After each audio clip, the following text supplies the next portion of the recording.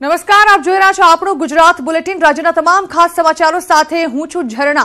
કોંગ્રેસે રચેલી વિવિધ કમિટીઓમાં અલ્પેશનો હાથ ઉપર જોવા મળી રહ્યો છે। અલ્પેશ ઠાકોર અને નારાજ નેતાઓને મનાવવાના પ્રયાસમાં વિવિધ કમિટીઓમાં નારાજ નેતાઓનો સમાવેશ કરવામાં આવશે, જેમાં ગુજરાત કોંગ્રેસમાં અલ્પેશ ઠાકોરનું કદ વધ્યાના સમાચાર સામે આવી રહ્યા છે। આશાબેનના રાજીનામા બાદ કોંગ્રેસમાં ઓલ ઇઝ વેલના પ્રયાસ કરવામાં આવી રહ્યા છે, જ્યાં મોટાભાગની સમિતિઓમાં અલ્પેશ ઠાકોરનો સમાવેશ કરવામાં આવ્યો છે। ઉલ્લેખનીય છે કે આશાબેન પટેલ નારાજ ચાલી રહ્યા હતા કોંગ્રેસ પક્ષ તરફથી। તેઓએ રાજીનામું પણ ધરી દીધું હતું, ત્યારે તેમને મનાવવાના પ્રયાસો તેજ કરવામાં આવ્યા અને સાથે જ હવે અલ્પેશ ઠાકોરનું કદ પણ કોંગ્રેસમાં વધારવામાં આવ્યું હોવાના સમાચાર મળી રહ્યા છે। ઉલ્લેખનીય છે કે અલ્પેશ ઠાકોરે ભલે જાહેરમાં આ પ્રકારે પોતે કોંગ્રેસ પક્ષથી નારાજ હોવાની વાત સ્વીકારી નહોતી, પરંતુ અંદરખાને અલ્પેશ ઠાકોર પોતાના પક્ષથી નારાજ ચાલી રહી હોવાની વાતો સામે આવી રહી હતી। ત્યારે હવે વિવિધ કમિટીઓમાં અલ્પેશ ઠાકોરનો સમાવેશ કરવામાં આવશે।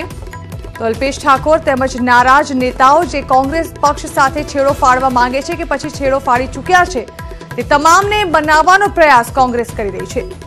એક તરફ જ્યાં લોકસભા 2019ની ચૂંટણીની તૈયારીઓ કરવાની હોય, ત્યાં હાલ કોંગ્રેસ પોતાના નારાજ ધારાસભ્યોને મનાવી રહી છે।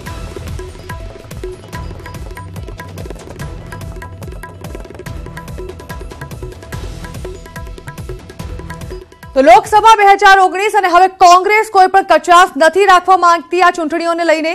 ત્યારે આ અંગે વધુ વાત કરવા માટે અમારા સંવાદદાતા પ્રણવ પટેલ અમારી સાથે જોડાઈ રહ્યા છે। સીધા જ પ્રણવ પાસે। પ્રણવ, એક તરફ અલ્પેશ ઠાકોર કોંગ્રેસથી નારાજ ચાલી રહ્યા હોવાની વાતો સામે આવી રહી હતી। આશાબેન પટેલે રાજીનામું આપ્યું, તેમને મનાવવાના પ્રયાસો તેજ કરવામાં આવ્યા અને હવે ઘણી બધી એવી સમિતિઓ બનાવવામાં આવી છે, જેમાં અલ્પેશ ઠાકોર અગ્રસ્થાને રાખવામાં આવશે। જાણવા માંગીશું કઈ રીતે વધ્યું છે અલ્પેશ ઠાકોરનું કોંગ્રેસમાં પદ?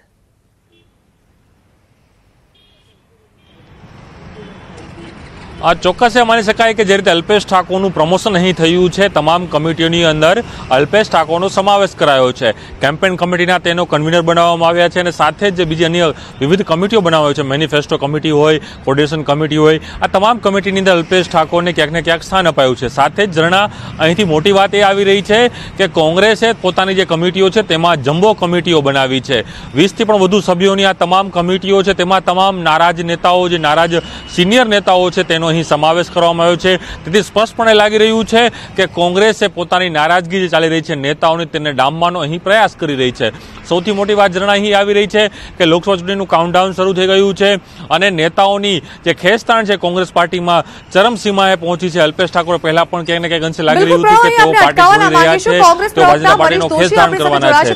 ત્યારબાદ મનીષભાઈ, એક તરફ લોકસભા ચૂંટણીની તૈયારીઓ રણનીતિમાં લાગી જવી જોઈએ કોંગ્રેસ, તેના કરતા હવે કોંગ્રેસ માટે નારાજ ધારાસભ્યોને મનાવવો એક મોટો પડકાર બની રહ્યો છે।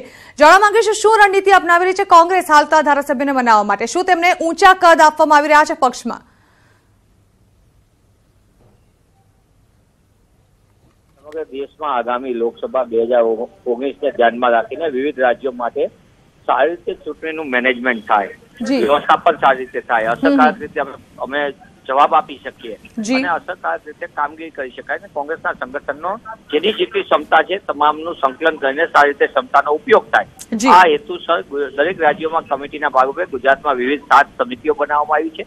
આ સમિતિઓમાંથી કેમ્પેન કમિટી છે, ઇલેક્શન મેનેજમેન્ટ કમિટી છે અને સાથે સાથે મેનિફેસ્ટો કમિટી છે, મીડિયા મેનેજમેન્ટ કમિટી, આ બધી કમિટી એ વ્યવસ્થાપનનો ભાગ છે ને એમાં વરિષ્ઠ આગેવાનોની સાથે, એટલે કે એમનો અનુભવ અને સાથે સાથે યુવાનો જે છે એમના જોશ જુસ્સાનો ઉપયોગ કરીને સારી રીતે ચૂંટણીમાં પડકારરૂપ કામગીરી સારી રીતે કરી શકાય, સંગઠનનો વધુ અસરકારક રીતે બધાને જોડી શકાય અને લોકસભાની ચૂંટણીમાં ગુજરાતમાંથી સારું પરિણામ મેળવી શકાય, એના માટે આ નિયુક્તિ કરવામાં આવી છે। અને મને પૂર્ણ વિશ્વાસ છે કે લોકસભા 2019માં જે રીતે દેશ સામેના પડકારો છે, ખેડૂતોની સમસ્યા મોટો સમસ્યા છે, યુવાનોની બેરોજગારી મોટો છે, તેવા સમયે કોંગ્રેસનું સંગઠન અસરકારકતાથી રાજ્યની જનતાનો અવાજ રજૂ કરશે અને લોકસભામાં કોંગ્રેસ સારું પરિણામ મેળવશે।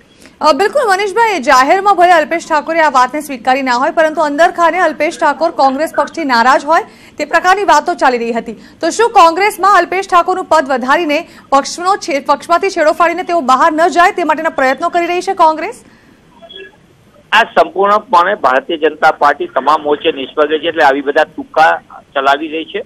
આ તુક્કાનો કોઈ અર્થ એટલા માટે નથી। અલ્પેશ ઠાકોર એ અમારા રાધનપુરથી કોંગ્રેસના પંજાના નિશાન ઉપર ચૂંટાયેલા ધારાસભ્ય છે, સાથે અખિલ ભારતીય કોંગ્રેસ સમિતિના સચિવ તરીકે તેઓ જવાબદારી સંભાળે છે। તેઓ ક્યારે પોતાની વાત સ્પષ્ટપણે કીધી છે. કામ કરવાની પદ્ધતિ અલગ અલગ હોઈ શકે. એ તો એક માતાના પેટે જન્મેલા બે ભાઈઓ વચ્ચે પણ અલગ અલગ પદ્ધતિ હોય છે કામ કરવાની. તેવા સમયે આ પક્ષ વિશાળ છે અને કોંગ્રેસ પક્ષમાં દરેકને પોતાની વાત રજૂ કરવાની લોકતાંત્રિક રીતે છૂટછાટ છે, પણ સાથે સાથે કોંગ્રેસ પક્ષના પ્લેટફોર્મ ઉપર પોતે પક્ષ માટે વધુ સારી રીતે કામ કરી શકે. એસસી, એસટી, ઓબીસી સહિત રાજ્યના નાગરિકોને ન્યાય આપી શકાય. યુવાનોને રોજગારીની સમસ્યા મોટી છે. ગુજરાતમાં દારૂ જુગારના અડ્ડાઓ સામે તેઓ સામાજિક ચળવળ ચલાવી ચૂક્યા છે. તેવા સંજોગોમાં અલ્પેશભાઈ ઠાકોર ને અને અન્ય લોકોને જે સમાવેશ કરવામાં આવ્યો છે એની પાછળનો હેતુ એક જ છે, અનુભવીઓનો જે છે એનું માર્ગદર્શન મળે, એમનો અનુભવનું ભાષાનો ઉપયોગ થાય અને સાથે મનીષભાઈ 2012માં ચૂંટણી હારી ગયા પછી અર્જુન મોઢવાડિયા ત્યારબાદ તેમનું કદ પક્ષમાં નાનું થતું હોય તેવું લાગી રહ્યું હતું. મુખ્યમંત્રીના પુત્ર હોવા છતાં પણ સિદ્ધાર્થ પટેલનો કોઈ પણ સમિતિઓમાં સમાવેશ નહોતો કરાઈ રહ્યો. હવે અલ્પેશ ઠાકોર, અર્જુન મોઢવાડિયા સાથે સિદ્ધાર્થ પટેલ આ ત્રણેયનો એક સાથે હવે સમિતિઓમાં ઉપયોગ કરવો અને તેઓને અચાનક મહત્વનું સ્થાન આપી દેવું, તો શું હવે કોંગ્રેસ પક્ષમાં ઓલ ઇઝ વેલ કરવાના પ્રયત્નોમાં લાગી ગઈ છે? મૂળ મુદ્દો અર્જુનભાઈ મોઢવાડિયા કોંગ્રેસ પક્ષના પૂર્વ પ્રદેશ અધ્યક્ષ તરીકે રહી ચુક્યા છે. સિદ્ધાર્થભાઈ પણ પૂર્વ પ્રદેશ અધ્યક્ષ તરીકે ચૂંટ્યા. એ વરિષ્ઠ આગેવાનો છે. એટલે લોકસભાની ચૂંટણી એ મોટો પડકાર છે, કારણ કે ભારતીય જનતા પાર્ટીના ભ્રષ્ટ શાસકો કરોડો રૂપિયાની નાની રેલછેલ કરશે, સરકારી તંત્રનો દુરુપયોગ કરતા હોય. તેવા સમયે વરિષ્ઠ લોકોના અનુભવનું ધ્યાનમાં લઈને એની સાથે યુવાનોને જોડીને એક સારી રીતે લોકસભાની ચૂંટણી લડી શકાય, અસરકારકતાથી મજબૂતીથી કોંગ્રેસ પક્ષ આગળ વધે અને વધુ વધુ બેઠકો ઉપર કોંગ્રેસનો વિજય થાય અને કોંગ્રેસ પક્ષના રાષ્ટ્રીય અધ્યક્ષ સન્માનીય રાહુલજીના નેતૃત્વમાં કોંગ્રેસની સરકાર બને, જેમાં ખેડૂતોનો અવાજ સંભળાતો હોય, યુવાનોનો અવાજ સંભળાતો હોય, મહિલાઓનો અવાજ સંભળાતો હોય, તેવી એક સરકાર બને, જવાબદેહી સરકાર બને. નહીં કે 9 લોકોનો ફાયદો કરતી સરકાર નહીં, પણ દેશના 99 કરોડ નાગરિકોને ન્યાય આપે એવી સરકાર બને, એ દિશામાં અમારી જવાબદારી છે. જી બિલકુલ મનીષભાઈ, ખૂબ ખૂબ આભાર અમારી સાથે વાતચીત કરવા બદલ. તો આ તરફ જ્યારે અન્ય કોંગ્રેસના નેતાઓને હવે મહત્વના સ્થાન સમિતિઓમાં આપવામાં આવી રહ્યા છે, ત્યારે અર્જુન મોઢવાડિયા તરફથી પણ નિવેદન સામે આવ્યું છે. તેઓએ કહ્યું છે કે ભાજપને હરાવવા યોગ્ય લોકોની કમિટીની રચના કરવામાં આવી છે, જેમાં 2014ની પરિસ્થિતિને પલટાવવાની ખાતરી મોઢવાડિયાએ વ્યક્ત કરી છે. કમિટીમાં તમામ લોકોનો સમન્વય કરાયો છે તેવું અર્જુન મોઢવાડિયા દ્વારા નિવેદન આપવામાં આવ્યું છે. લોકસભાની ચૂંટણીનું સુચારુ સંચાલન માટે થઈને આજે રાહુલ ગાંધીએ, અમારા રાષ્ટ્રીય અધ્યક્ષશ્રીએ 8 જેટલી જે વિવિધ કમિટીઓની રચના કરી છે. 8 કમિટીઓ એમને જે સોંપવામાં આવેલા કામો છે એ કાર્યકર્તાઓને મળીને, કાર્યકર્તાઓને સાથે રાખીને કરશે અને આગામી દિવસોની અંદર અમે 26 બેઠકો ઉપર ભારતીય જનતા પાર્ટીને બરોબરનો પડકાર આપીને ગયા વખતની 2014ની જે સ્થિતિ હતી એને ઉલટાવવાનું કામ કરીશું. તો 26 બેઠકો પર 2014માં લોકસભા ચૂંટણીમાં ભાજપે કબજો જમાવ્યો હતો. હવે કોંગ્રેસ પણ પીછેહટ કરવા માટે તૈયાર નથી અને અલગ અલગ કમિટીઓની રચના કરવામાં આવી છે. આજ મુદ્દે વધુ વાત કરવા માટે અમારા સંવાદદાતા પ્રણવ પટેલ અમારી સાથે જોડાયેલા છે. પ્રણવ, હવે ઇતિહાસ રિપીટ ન થાય તેનું કોંગ્રેસ ધ્યાન રાખી રહી છે અને મથામણ કરી રહી છે, કમિટીઓ બનાવી રહી છે, જ્યાં નારાજ કોંગ્રેસ નેતાઓનો સમાવેશ કરવામાં આવી રહ્યો છે અને 2019નું મિશન જે છે ગુજરાતમાંથી પાર પડે તે માટે ગુજરાત પ્રદેશ કોંગ્રેસના જે નેતાઓ છે તે પ્રયત્નોમાં લાગી ગયા છે. જાણવા માંગીશું હાલ કોંગ્રેસ કઈ રણનીતિ પર વધારે ધ્યાન આપી રહી છે?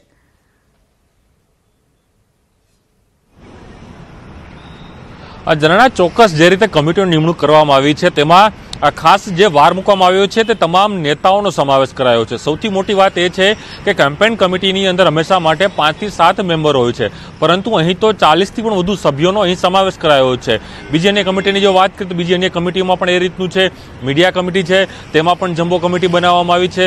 પ્રદેશ પ્રમુખે જે કારોબારીની નિમણૂક કરી હતી તે પણ 300+ કારોબારીની નિમણૂક કરી. ફરી એક વખત એ જોવા મળ્યું છે કે જે તમામ કમિટીઓ બનાવવામાં આવી છે, ઝરણા 7 કમિટીઓ, સાથે 7 કમિટીની અંદર 40 થી પણ વધુ સભ્યોનું નિમણૂક કરવામાં આવી છે. આ સૌથી મોટો સવાલ છે અને જે કોંગ્રેસનો જે આંતરિક કલહ છે તે દેખાય છે, કારણ કે કોઈ પણ નેતાને તેઓ દૂર રાખવાનો પ્રયાસ નથી કરી રહ્યા. તેથી તમામ નેતાઓનો અહીં સમાવેશ કર્યો છે. કેટલાક નેતાઓ આમાંથી તો નિષ્ક્રિય છે, તેમ છતાં પણ તેઓને અહીં સમાવેશ કરાયો છે. સાથે જ સિનિયર નેતાઓને પણ અહીં સમાવેશ કરાયો છે. બીજી વાત એ રહી છે અલ્પેશ ઠાકોરની, જે રીતે વાતાવરણ બન્યું હતું અલ્પેશ ઠાકોર કોંગ્રેસ છોડીને ભારતીય જનતા પાર્ટીમાં જઈ રહ્યા છે, ત્યારે સૌથી મોટો સવાલ અહીં એ થઈ રહ્યો હતો કે અલ્પેશ ઠાકોરને શું સ્થાન આપવું. અલ્પેશ ઠાકોરને પણ અહીં સ્થાન અપાયું છે. કેમ્પેન કમિટીની અંદર કન્વીનર બનાવવામાં આવ્યા છે. સાથે જ બીજી અન્ય જે 6 કમિટીઓ છે તેમાં તેને મેમ્બર બનાવવામાં આવ્યા છે. તે પણ એક સામે વાત આવે છે. સાથે જ બીજી જો વાત કરીએ ઝરણા અહીં કે કોંગ્રેસનો જે આંતરિક કલહ અને આંતરિક કકડાટ છે તે બહાર ન આવે તેના કારણે જ આ તમામ કમિટીઓમાં તમામ સભ્યોને અહીં નિમણૂક કરવામાં આવી છે. આ જમ્બો કમિટીઓ બનાવવામાં આવી છે, તેથી કોઈ આગામી સમયની અંદર કોઈ વિરોધનો વંટોળ કોંગ્રેસની સામે ન થાય. અને સાથે જ જે બીજી મોટી વાત એ બહાર આવી રહી છે કે જે નિમણૂકો કરી છે તેના પર પણ અનેક સવાલો થઈ રહ્યા છે. કોંગ્રેસના નેતાઓ દાવો કરી રહ્યા છે કે લોકસભા ચૂંટણી જીતવા માટેની આ કમિટીઓ છે, પરંતુ ક્યાંક ને ક્યાંક લાગી રહ્યું છે કોંગ્રેસ પાર્ટીએ પોતાનો આંતરિક કલહને શાંત કરવા માટે આ તમામ કમિટીની અંદર જમ્બો કહી શકાય કે 40 સભ્યોનો સમાવેશ કરાયો છે. સૌથી મોટી વાત એ પણ અહીં જણાવી રહી છે કે કેટલાક ધારાસભ્યોનો અહીં સમાવેશ કરાયો છે. સાથે જ એક કમિટીની અંદર 2 લોકોના નામ પણ સમાવેશ કરવામાં આવ્યા છે.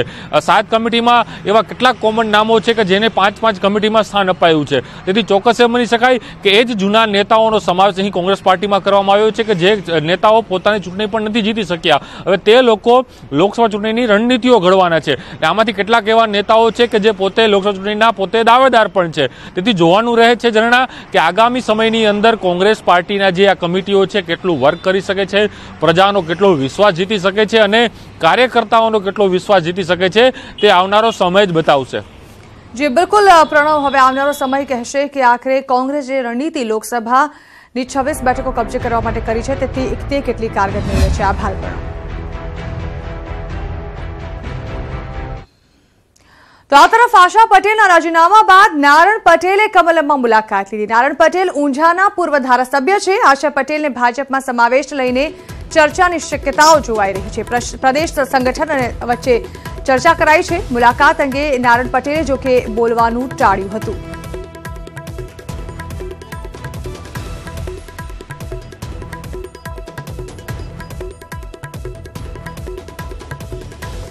ધારાસભ્ય આશાબેન પટેલે રાજીનામું આપી દીધેલું છે, ત્યારે અહીં તમે જોઈ રહેલા છો નારણ કાકા અહીં આવેલા છે.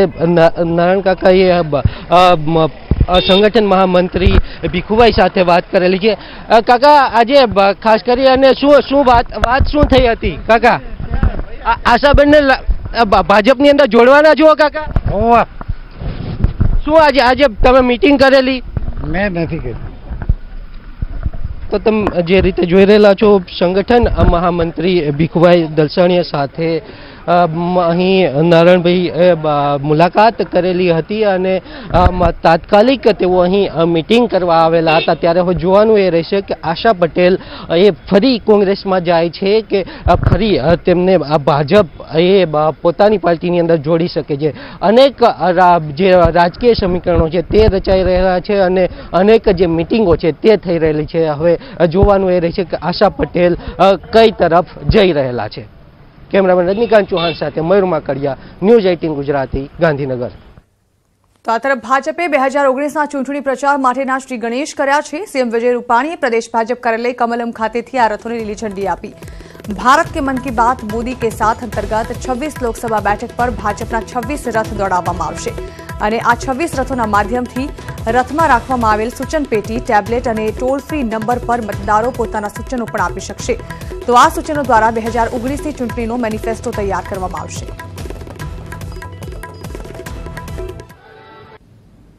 भारत के मन की बात हमारे मोदी जी के साथ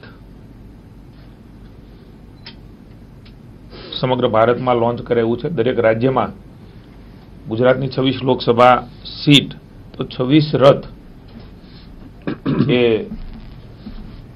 મન કી બાત મોદીજી સાથે કરવા માટે પ્રસ્થાન થવાનું છે. આજ દિવસ સુધી આ દેશની રાજનીતિમાં પાર્ટી પોતે જ કાર્યાલયમાં બેસીને ઘોષણાપત્ર બનાવતું હતું. એને બદલે જનતા વચ્ચે જઈને જનતાના સૂચનો લઈ એના સપનાના આકાંક્ષાઓ પૂરા કરવા માટે આખી એક નવી પ્રકારનો કાર્યક્રમ કે પ્રજા વચ્ચે જવું અને એના માટે પ્રત્યેક લોકસભામાં એક રથ મોકલવામાં આવશે. વિસાવદરમાં ભાજપે કોંગ્રેસને આપ્યો છે આંચકો. કોંગ્રેસ શાસિત તાલુકા ખરીદ વેચાણ સંઘના પ્રમુખ પાસેથી આંચકી લેવાઈ છે સત્તા. સામાન્ય સભામાં કોંગ્રેસે બહુમતી ગુમાવી છે। થોડા સમય પહેલા જ યાર્ડમાં કોંગ્રેસનું શાસન આવ્યું હતું। બીજી તરફ બહુમતીના જોરે ભાજપે સમિતિઓની રચના કરી છે। જો કે સમિતિઓની ગેરકાયદેસર રચના કરવામાં આવી હોવાનો વર્તમાન પ્રમુખે આક્ષેપ કર્યો છે અને જરૂર પડે કોર્ટના દ્વાર ખખડાવવાની પ્રમુખે ચીમકી ઉચ્ચારી છે।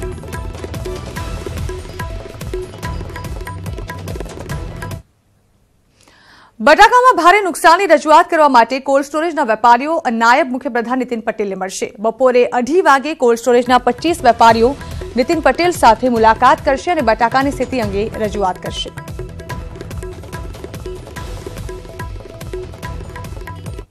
ભાવનગરના મહુવા પંથકના ખેડૂતો પેટ ભરીને પસ્તાવાનો વારો આવ્યો છે, કારણ કે અહીં ખેડૂતોએ હોંશે હોંશે ડુંગળીનું વાવેતર તો કર્યું, પરંતુ હવે ઉત્પાદનની સામે આવક નથી મળી રહી। ડુંગળીએ હાલમાં ખેડૂતોના હાલ કર્યા છે બેહાલ, કારણ કે ડુંગળીની આવક સામે નિકાસને લાગી છે બ્રેક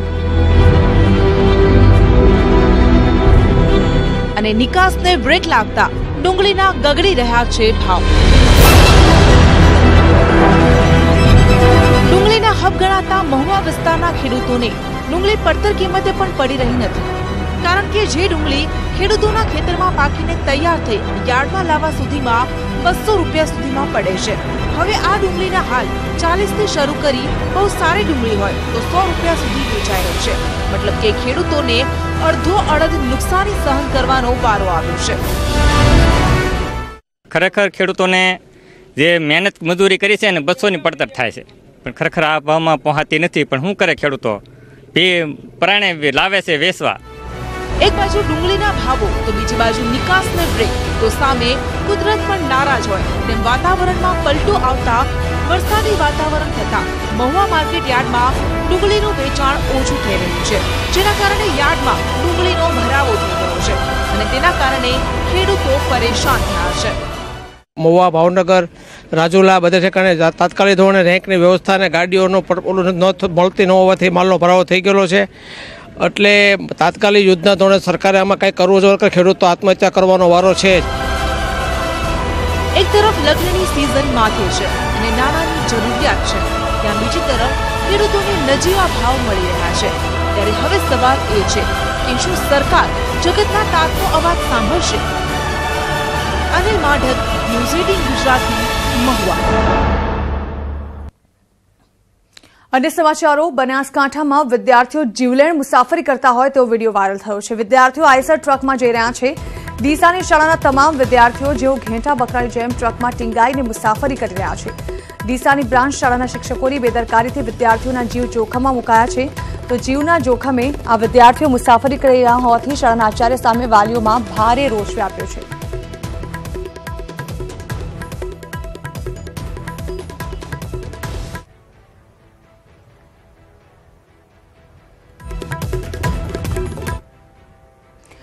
નવરાત્રીમાં નરોડાની એક સગીરા ગુમ થઈ હતી, ત્યારે નરોડાની સગીરાની અંતે ભાળ મળી ગઈ છે, પરંતુ સગીરાની માહિતી સાથે અનેક ચોંકાવનારા ખુલાસા સામે આવ્યા।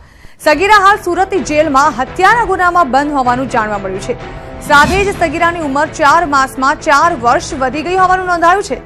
વાત કંઈક એમ છે કે છેલ્લા 2.5 માસથી સુરતની જેલમાં બંધ સગીરાએ તેની બહેનને ફોન કરીને પોતાની સાથે ઘટેલી આફતીની જાણકારી આપી હતી અને સાથે જ તાબડતોડ તેના પિતા સુરત જેલ તેની દીકરીને મળવા જઈ પહોંચ્યા હતા, જે બાદ દીકરીએ આપેલી જાણકારીમાં મસમોટા ખુલાસા થયા। સગીરાએ ઘટસ્ફોટ કર્યો હતો કે અમદાવાદના એક યુવાનને તેને નોકરીની લાલચ આપીને સુરતમાં લગ્ન કરાવી દીધા અને 11મી નવેમ્બરે કતારગામમાં થયેલ હત્યાના આરોપમાં પોલીસે તેની ધરપકડ કરીને તેને સુરત જેલમાં મોકલી દીધી। તપાસ ચાલુ હતી, દરમિયાન આપણને સગીરાના સંબંધી દ્વારા આપણને જાણ થયેલી કે આ જે છોકરી છે હાલ સુરત લાજપુર જેલમાં કોઈ ગુનામાં, કતારગામના કોઈ ગુનામાં છે। તો એ આધારે આપણે હાલ એની ખરાઈ કર્યા બાદ હવે સગીરાનું નિવેદન મેળવવા માટે કાયદેસરની કાર્યવાહી ચાલુમાં છે। રાજકોટમાં સ્વાઇન ફ્લૂથી ફફડાટ ફેલાયો છે, કારણ કે સ્વાઇન ફ્લૂથી વધુ એક દર્દીનું મોત થયું છે। જૂનાગઢના માળિયાના દર્દીનું ખાનગી હોસ્પિટલમાં સારવાર દરમિયાન મોત થયું। 36 દિવસમાં કુલ 133 દર્દીના રિપોર્ટ પોઝિટિવ આવ્યા છે, જે પૈકી 25 દર્દીના મોત થયા છે।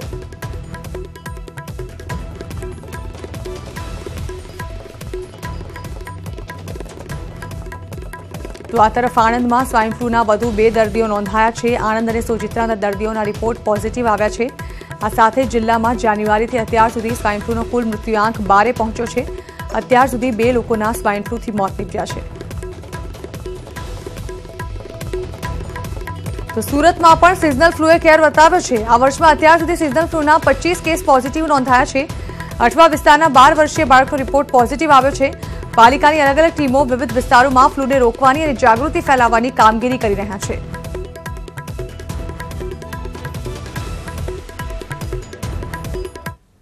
અને હવે વાત દારૂબંધીના દંભની.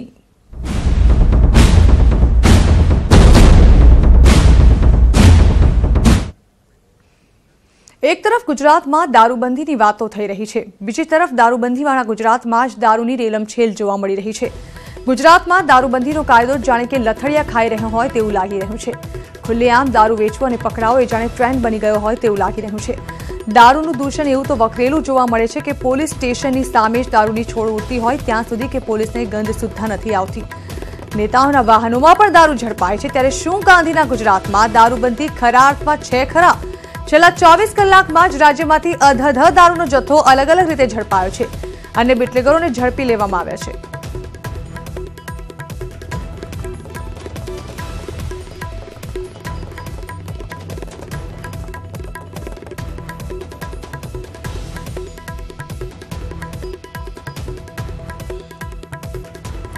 તો આમાંની જે ઘટનાની વાત કરીએ તો અમદાવાદના સરખેજમાંથી દારૂનો મોટો જથ્થો ઝડપાયો હતો. પીસીબીએ દારૂ ભરેલી ટ્રક ઝડપી પાડી. પીસીબીએ 5,000 બોટલ સાથે 25 લાખ જેટલો મુદ્દામાલ જપ્ત કર્યો છે અને વધુ કાર્યવાહી હાથ ધરી છે. આ તરફ સુરતના ભીમપોર બસ સ્ટેન્ડ પાસે સિટી બસના ચાલકે દારૂના નશામાં બસ સ્ટોપ પાસે બસને બાંકડા સાથે અથડાવી દીધી હતી. સદનસીબે કોઈ ઈજા જાનહાની થઈ ન હતી. જે જગ્યાએ બસ અથડાવી દીધી તે જગ્યા ડેઇલી સાંજના સમયે મોટી સંખ્યામાં લોકો બેઠા હોય છે.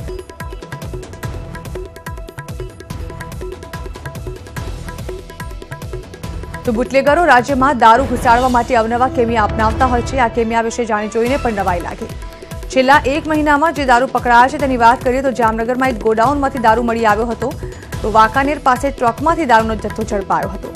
નડિયાદમાં ઇકો કારમાંથી દારૂ મળી આવ્યો હતો. અરવલ્લીમાં તો પશુ આહારની આડમાં દારૂ લઈ જવાતો હતો. તો બટાકાની આડમાં પણ રાજ્યમાં દારૂ ઘુસાડાયો હોય તેવા કિસ્સા છે.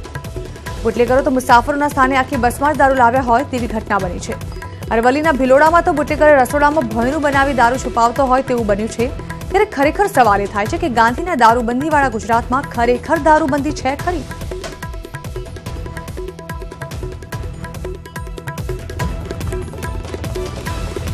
જ્યાં એક તરફ દારૂની રેલમછેલ જોવા મળી રહી છે ત્યાં બીજી તરફ આ જ દારૂના દૂષણને નાથવા મહિલાઓ રણચંડી બનવું પડે છે. દારૂના દૂષણને દૂર કરવા નવસારીમાં મહિલાઓએ મહારેલી કાઢી અને નવસારીમાં યોજાયેલી જાહેર સભામાં નશાના નેટવર્ક સામે મહિલાઓએ લલકાર ફેંક્યો.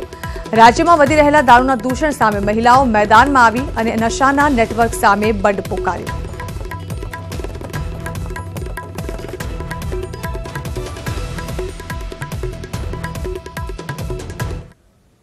તો ભરૂચના ભાજપના પૂર્વ મંત્રી ખુમાનસિંહ વાંસિયાએ થોડા દિવસ પહેલા જ કહ્યું હતું કે ગુજરાતમાંથી દારૂબંધી હટાવી લેવી જોઈએ કારણ કે દારૂબંધીને કારણે કેમિકલયુક્ત ખરાબ દારૂ પીવાથી લોકો મરી રહ્યા હોવાનો મત તેમણે વ્યક્ત કર્યો હતો.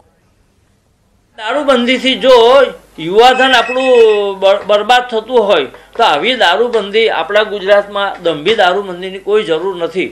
અને હું એવું કહેવા માંગુ છું કે સમગ્ર ગુજરાતમાંથી દારૂબંધીને હટાવી દેવી જોઈએ. જે દારૂનો એક લઘુ ઉદ્યોગ ચાલી રહ્યો છે, છાનો છૂપનો અને રાજકીય ઉઠા હેઠળ અને પોલીસના આશીર્વાદથી જે ચાલી રહ્યો છે